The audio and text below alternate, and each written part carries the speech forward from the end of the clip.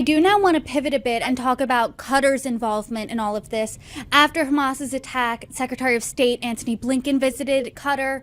An Iranian official also visited Qatar. Can you talk about what Qatar's role is really as a mediator in this situation?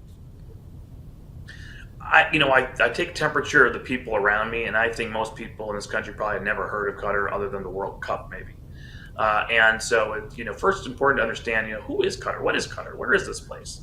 It's like a little fingernail in the Persian Gulf, and it's half the size of New Hampshire, and yet an oil and natural gas rich Arab country there. And they're sort of the Swiss bankers to the Nazis of the modern age. You could also make a comparison to what the Saudis were like in the 1990s, pre 9/11, where they're friends with everybody. It is really like a Star Wars bar of the Middle East when you go to Doha, their capital. You could be in a hotel.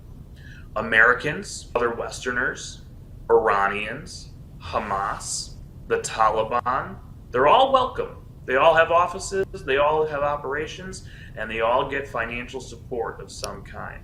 And that's the double game of Qatar. Now, right after 9/11, to move Central Command forward as we were going to launch our campaign to Afghanistan and eventually against Iraq as well, and Qatar welcomed us to set up an air operations center. And it started as something makeshift, and over 20 years, it's been built into a major artery of U.S. air operations in the Middle East. That's what's called a CAOC, a Combined Air Operations Center, just outside Doha.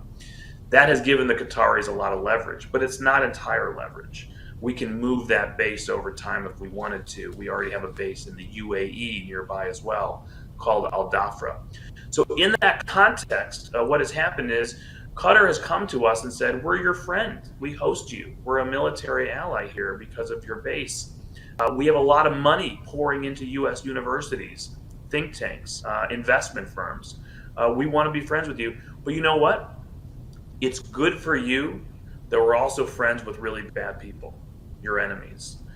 Throughout the 2010s, we found evidence that they were financing al-Qaeda affiliates in Syria and Iraq during the war on ISIS in Syria. Obviously, at some point, the Israelis came to them and said, Hamas has taken over the Gaza Strip after Israel withdrew from the Gaza Strip in 2005 and Hamas took over by armed force in 2007. Nobody knew what to do with Gaza. You're going to have a humanitarian crisis. We can't give Hamas any money. They're a terrorist organization. So Qatar stepped forward and said, we have an idea. These are our friends. These are our Muslim Brotherhood allies. We're ideologically aligned with Hamas. Al Jazeera, which you've probably heard about in the news that spreads such anti-American hate, that is funded by Qatar. It's based in Qatar. And so they said, we'll host Hamas. Let their political leadership, quote unquote, like a terrorist organization has diplomats, have this leadership come and stay in Doha, and they'll hold meetings here. And we'll pay hundreds of millions of dollars every year to help support the Hamas government. And this policy will help moderate Hamas. And we'll be able to have a channel with them. And if they take people hostage, we can do hostage negotiate. It's going to work out great. Well, anybody who believed that for all these years should have a major wake-up call on October 7th. And all assumptions, just like Iran, should be reset with Qatar as well. And so what does that mean?